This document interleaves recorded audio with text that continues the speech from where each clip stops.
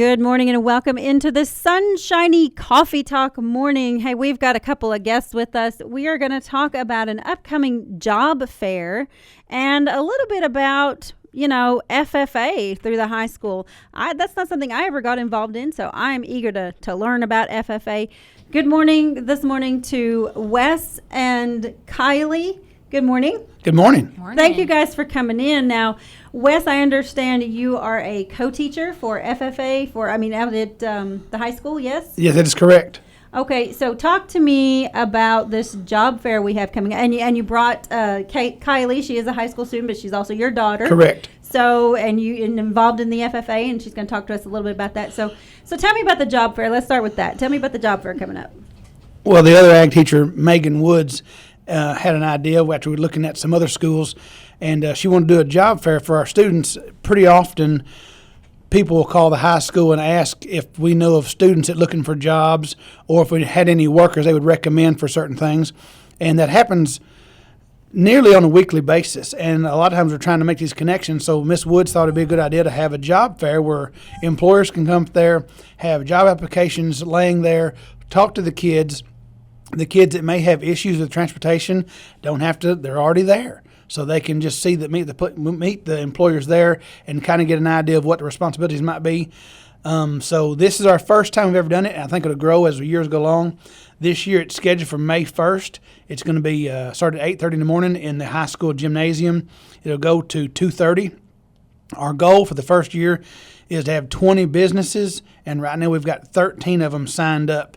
The businesses will be asked to set up in the gym at 7:30 in the morning, and they'll enter through the gymnasium doors like you'd be if you'd come to a basketball game.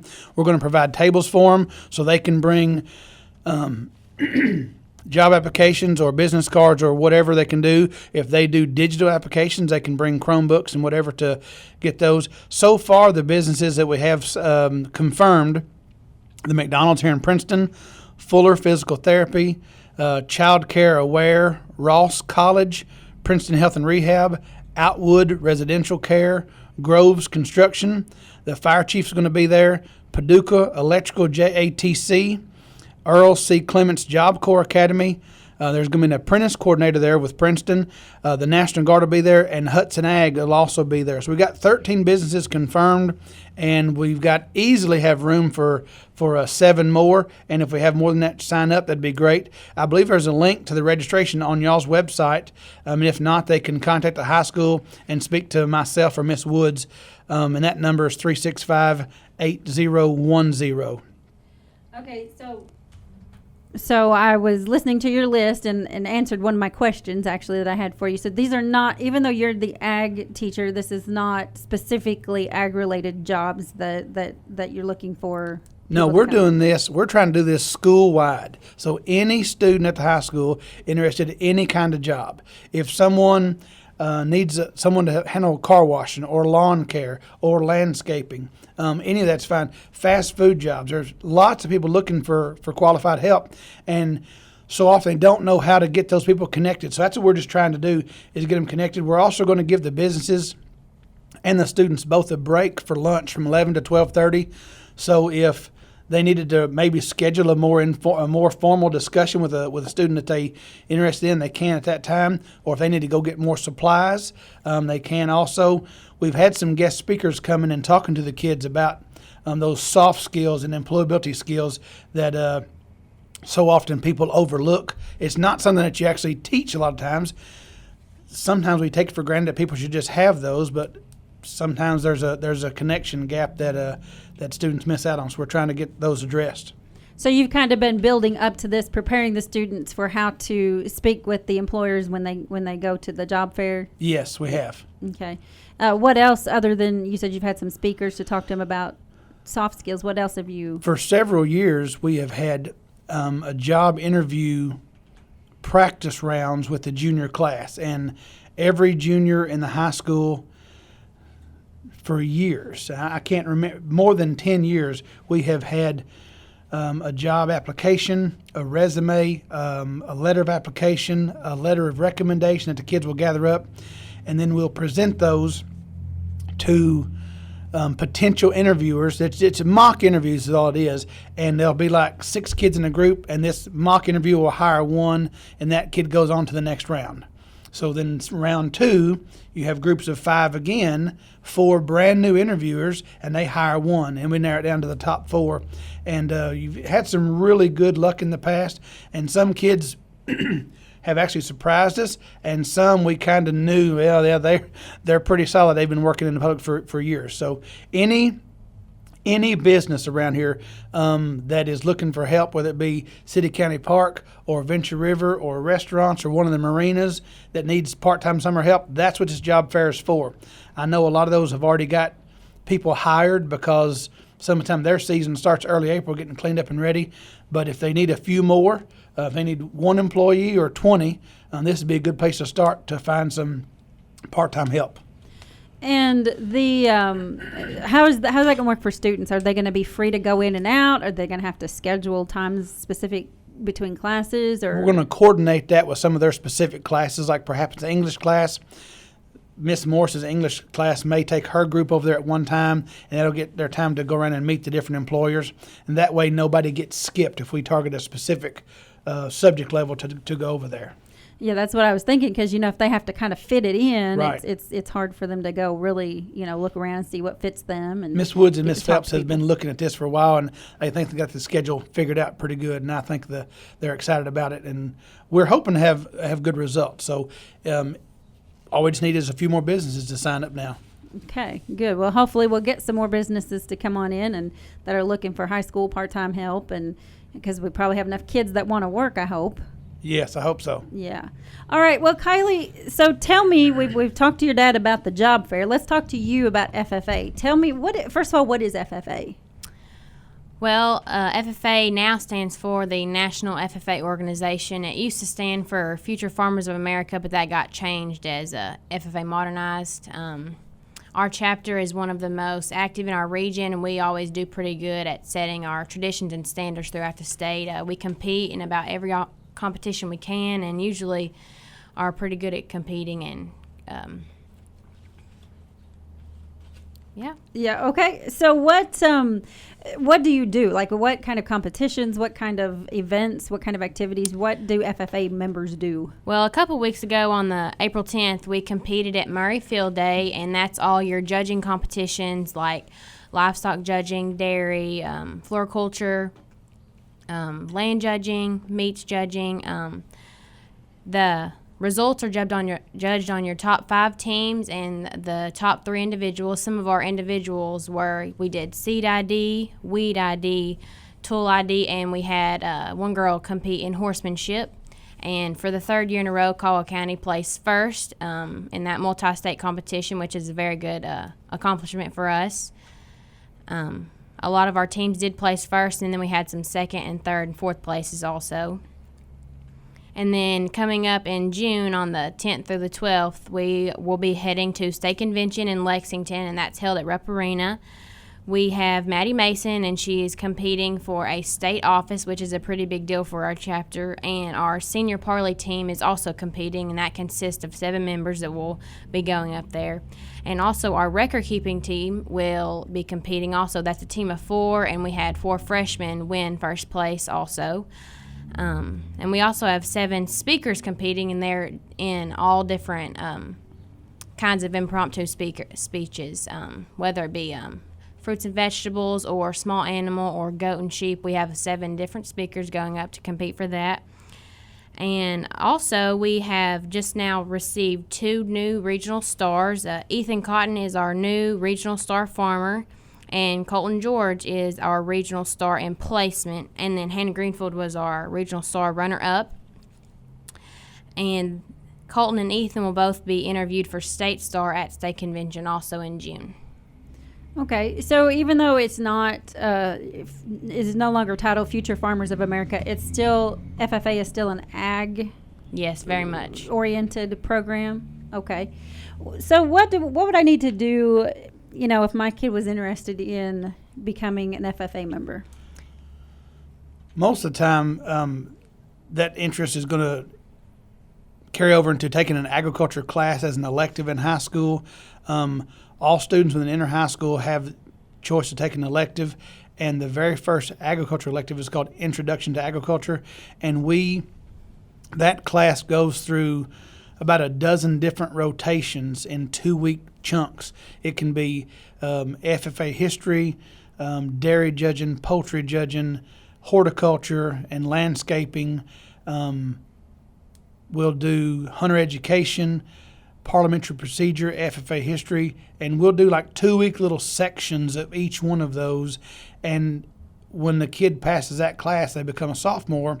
They can then specialize. They can take an animal pathway or a plant science pathway or a leadership pathway or an ag mechanics pathway. And any student that's involved in those classes can become an FFA member. And FFA competitions start. Some schools actually have a middle school chapter. Caldwell County does not.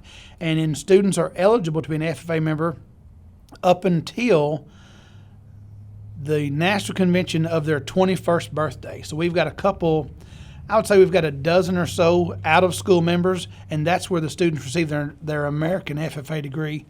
And we had 3 receive that this year. And the ones that Kylie mentioned, Colton and Ethan and Hannah, they'll be graduates as they receive their state degree this year. And actually, this is my 19th year at Caldwell County High School. We've got 22 students receiving their state degree, and I cannot remember a time that we've ever had that many. So we have an amazing senior class that we're fixing to graduate. How many FFA members are there right now? In our high school, we have about 107. In the state of Kentucky, about 15,000. So that's a pretty big thing. Mm-hmm. Like Very I said, solid. I don't know anything about FFA, so this is all new to everything you're saying right now is new to me. I'm not even sure there was an FFA where I went to school, so it's probably partly why I don't know anything about it. Gotcha. But it started off. She said that it has changed. How did it start, and why did it change?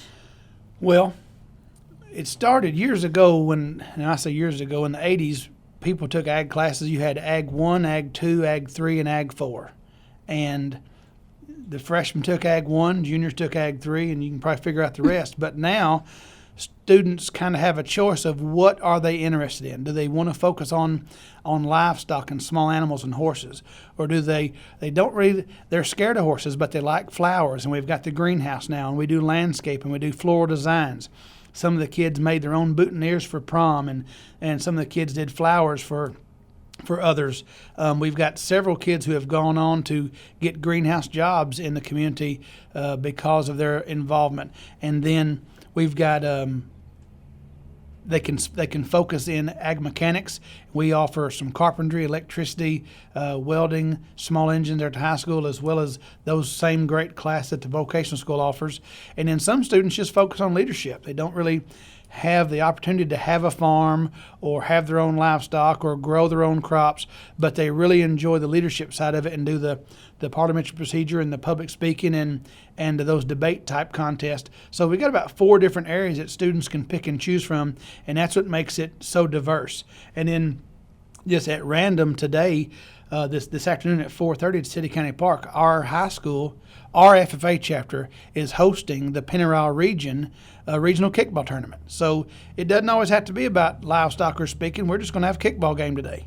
We have students from Lyon and Crittenden, Madisonville North, Hopkinsville. We've got students coming from about 5 or 6 other high schools coming just to gather today and have recreation time. So how did that happen? How did you end up with a kickball tournament? Last year, some students had the bright idea and they wanted to try it, and they've talked about it for years, and finally had some that just decided, hey, we'll do it, we'll host it. I got a place, and they invited everybody over, and it was a big hit last year. Had great weather, and probably had, I would say we had 50 people show up last year, and right now there's about 50 signed up to be there today. So we're just going to let the kids have a good time, and we're going to grill for them. The gentleman that's an ag teacher at Hopkinsville High School, Mr. Troy Good, loves to run the grill, and he's volunteered to do that both years. So he's bringing about a dozen kids over, and we'll feed them good too. 50 member kickball game. That's a lot of that's a lot of kickball. That's a lot of running around. That's for That's sure. a lot of running. I'm gonna get tired just watching them. You're just watching, huh? That's You're right. not going to participate. I'm not allowed. Are you going to play, Kylie? I actually have to work tonight, but last year we had such a great time. I think there was about 5 teams last year, and we just rotated in and out, and our student teacher played with us, and we had a really good time. That sounds like fun. Sounds like an exciting little thing. I did a little bit of kickball with in high school. You know, we played in PE, but I never did a kickball tournament of any kind. So I don't know what that's all about. I don't know the actual rules to kickball. You know, I just play it. We don't either. We're just going to have a good time. Yeah. Okay. So this is just a fun game. It's just a fun game. Good. And what we'll do, it's not going to be Caldwell versus Hopkinsville versus Lyon. When we get there, we're going to mix the kids, and that's going to encourage, getting to know students from other schools and stuff.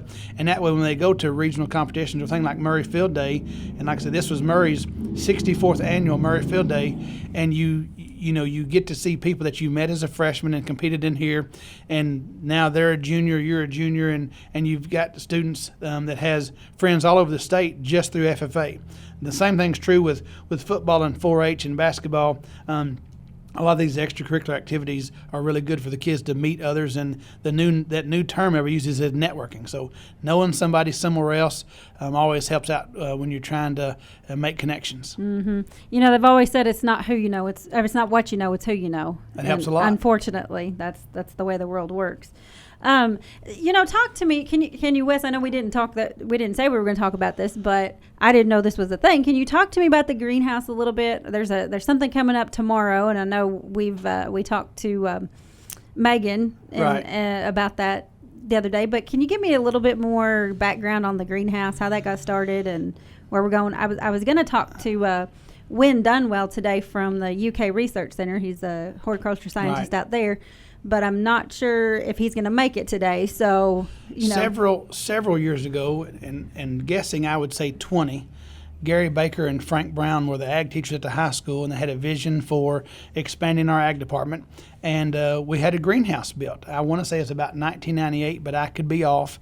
I was out of town during those years. And it has been a very important part of our ag department. Our students take care of all the plants in there. Now, some are raised from seed. Some we buy plugs and transplant. Some of them the students have learned how to do asexual propagation. They'll do cuttings and use a rooting hormone, and some plants respond better to that. Some of them we purchase, raise a little bit further, and then we sell again. It is a way for students to learn how to care for these plants. And actually, at the greenhouse, if people come by, usually the tables are labeled at, hey, these plants are here taking care of these 3 students, and they'll go through, and grandparents and parents or people from church or work say, oh, I know this kid here, and they'll buy plants off of those. We have a huge variety of plants in the greenhouse, anything from annual bedding plants to perennials, hanging baskets. We don't do much with shrubs and small nursery items like that, but that would be a neat training for us to get into. Miss Woods and them have a lot of petunias and geraniums and impatiens. I think those were named after me. Wandering Jews, Swedish ivy. We've got several small garden vegetable plants started up there now. Our ferns, we had an amazing year. They sold over 300 ferns in the first 2 hours of the greenhouse open this year. Good golly. And people have come and said, do you have any more ferns? I'm like, no. We're like, are you going to get any more ferns? We're like, we started raising these in September, so we won't have any more. They don't realize that the students have been working on these for months to prepare for these spring plant sales. And like you said, tomorrow we're going to join Miss Lauren Ray out here at West Market and have our supplies and our greenhouse stuff out there so people can stop by. We'll be there from 10 to 1 tomorrow. I wonder what it is about ferns. Are they just easy to grow, or people just think they're attractive? I think they're, if you take care of them, they'll take care of you. They respond well to low light conditions, or they don't want that direct sunlight, and they're pretty tough about not needing to be watered just all the time. And when they come out so full, they fill a landscape pretty good, and they are pretty. It's a nice greenery. And but we've got a lot of hanging baskets that have a lot of color up there too, that also respond well too, that the kids have worked well on. Do you have any red ferns? We do not. Oh, yeah. Do you understand that reference? Yeah, you would. You probably have no idea what I'm talking about, do you, Kylie? We do not have any red ferns. Yeah, there is a movie where the West book actually too, Right. but then I saw it in the movie version back in the 70s maybe, I don't know, Wow. 60s, I don't know when it was done, and I didn't see it back then, by the way. I'm not that late, but anyway, it's a movie and it's a very touching movie. So if you get a chance to see it sometime, Kylie, you might want to check it out. It's about a boy and his dog, basically, is the long and short of that movie. And it is sad. I'll tell you, it's sad at the end. But It's a tearjerker. it is a tearjerker. Where the red fern grows, if I can talk, Yeah, I do work in radio, really. All right. So, Wes, what else can you tell me about the FFA program? Kylie, anything else you want to add today? In the ag department, we've had a pretty busy spring. The students in the shop class have just completed restoring 2 wagons, or 1 trailer and 1 wagon. One of the wagons was a donation that Mr. Wesley Curtis helped us to acquire, and it is the students have just finished that. And then the ag department has also recently been commissioned to re-landscape most of the front of the high school. So if you see students outside working, we are trying to give them some experience in that, and going to try to have it beautiful and ready for graduation. People come by. The students are, again, it's part of that asexual propagation that we teach. They're digging up some hostas and doing some separation of those and some of the monkey grass so that we can replant those. They have dug up iris bulbs to redistribute throughout campus, so they're trying to do that to help cut down on cost of supplies.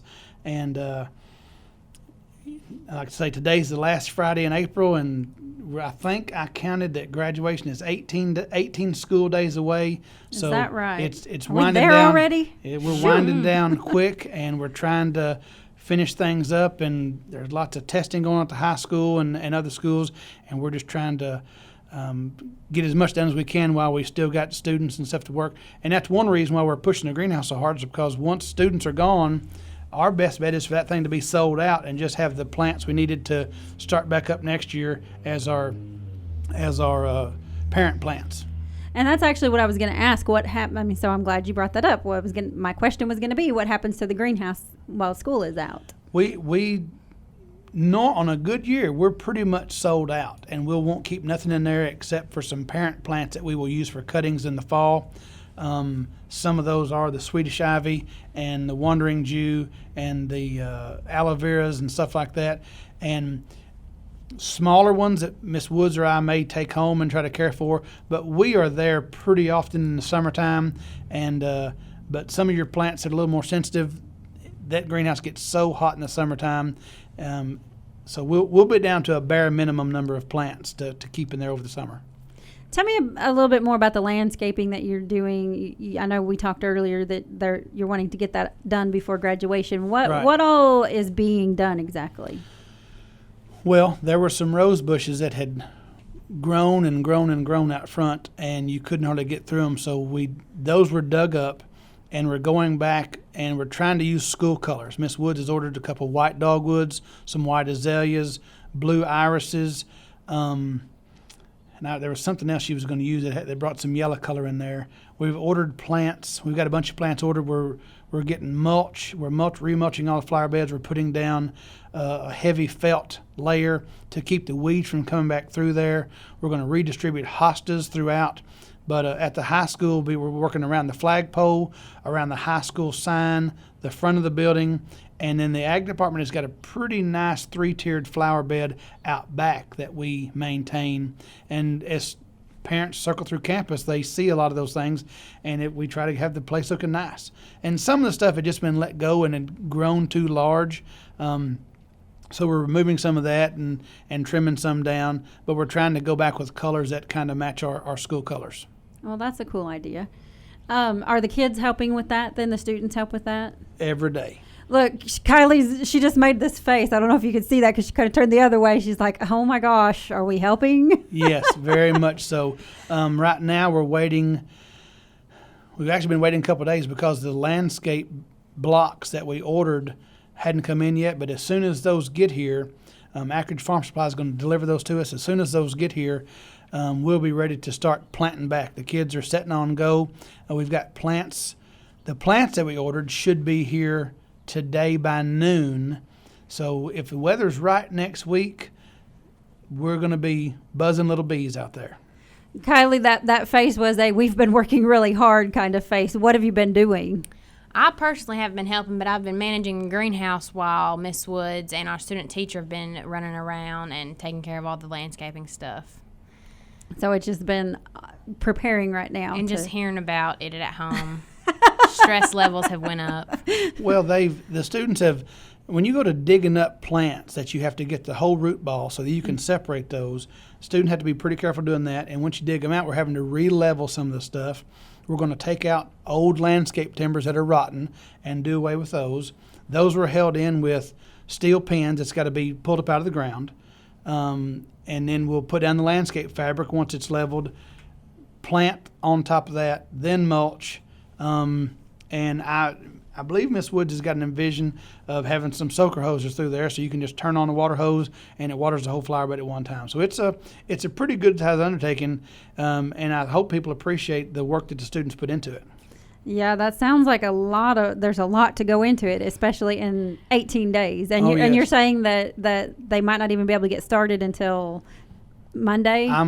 Or you're hoping for Monday? today? Monday is very possible. Monday's very possible. Okay.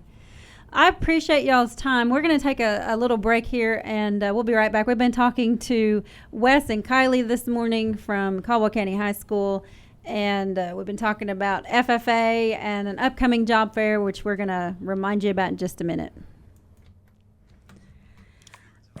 I'm sorry. I'm trying to keep y'all here for a few extra minutes because he didn't show up. I don't know what's going on with him. Well, but I'll wrap you up here pretty soon. He's a good guy. I don't know why he didn't show up. I talked to him.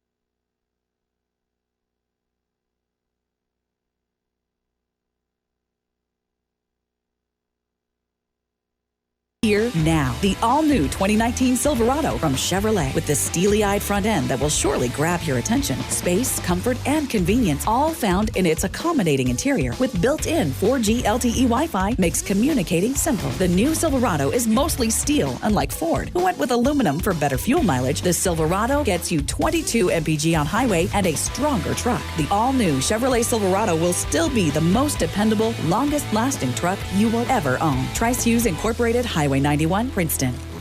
What does your morning sound like?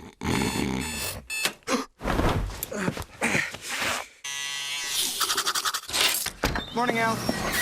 Next stop, 32nd Street.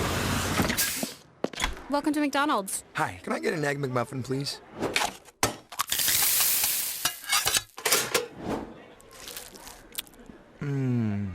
Here's to making your morning routine a little better with a delicious breakfast from McDonald's. Are you struggling to afford health care or prescriptions? Let Health First help you. Whether you're insured, uninsured, or underinsured, you will still be cared for at Health First Community Health Center. We offer financial and prescription assistance to all those that qualify, which is based on income and household size. Contact our office for more information at 365-9455. Walk-ins are welcome. 1100 South Jefferson Street, Princeton. At Health First, your health is our first concern. This is Danny Patton with Farmers Bank and Trust Company. Our new Lyon County branch is now open. Come in and see us for the same friendly service and the names and faces you know and trust to provide you all your banking needs. We're now ready to serve you at 28 Commerce Street in Eddyville. Open Monday through Thursday, 8:30 to 4, Fridays 8:30 to 5, and 9 to 12:30 on Saturdays. Stop by today and experience banking at its best at Farmers Bank and Trust Company, member FDIC. We're back with Coffee Talk. We're talking to Wes and Kylie, and there's a job fair coming up. Tell me one more time, Wes, when is this job fair? The job fair is next week. It is May 1st. Going to be start at 8:30 in the morning in the high school gymnasium, go through 2:30s. All the vendors will get an hour and a half break for lunch because that'll be when the kids are having their break for lunch also. Any vendors that want to show up, there's a registration link, I believe, on your website, and they can also call the high school and talk to Miss Woods or Miss Phelps about that. We're going to have tables for them to set up on or set up with, and they can enter through the gym doors starting at 7:30 that morning. And hopefully we're just trying to connect kids who would like to have some summer jobs with businesses who need summer workers. And if it turns into a longer term event, then that's better for everybody. Right, absolutely. And this is the first time you've offered this. Correct. So, and you're still needing people to participate. So hopefully we can get some employers that are needing some summer help and, like you said, maybe even long term, but just looking for kids to get started. And we are going to have some students. We're working on another thing. We won't kick it off to the fall, but we're going to have some students hopefully available to do internships with some businesses.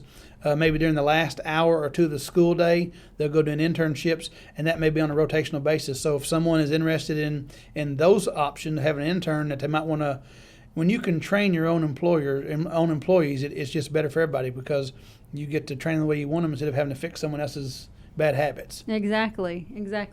And I know you're in a hurry, and I'm going to let you go, I promise, but I just want to real quick ask, whose idea was this? How'd this get started? This is Megan Wood's idea. She had seen it 2-3 times with some other places, and she said, why don't we do this? And I said, and one day she said, hey, I've got an idea. I said, okay. She said, we're going to do it. I said, all right. So all praise go to her for that. And she's pretty determined when she decides she's going to do something. It's best I just get out of the way and help out where I can. Well, good for you. You're a smart guy, right? All right. Thank you guys so much for coming in this morning. Kylie, I appreciate you taking some time out of class. I know that was difficult. No, not at all. And I appreciate you coming. I know you guys got to get back to school, so I appreciate your time. Wes and Kylie here to talk to us about FFA and about a job fair coming up. So if you are a business and you are looking for some help that the students might be able to fill in some jobs for you, contact Wes or Megan at Caldwell County High School, and that number again? 365-8010. All right. Thank you guys for joining us this morning. Have a great day. You too.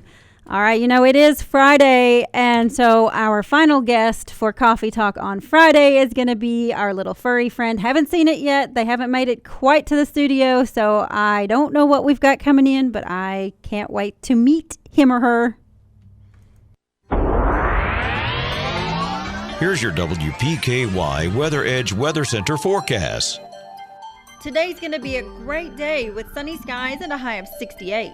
Mostly clear skies remain overnight. Overnight low temperatures dropping down to 46. There is a 20% chance of showers that moves into the forecast on Saturday with a high of 70. Saturday night, 20% chance of showers with overnight lows around 46.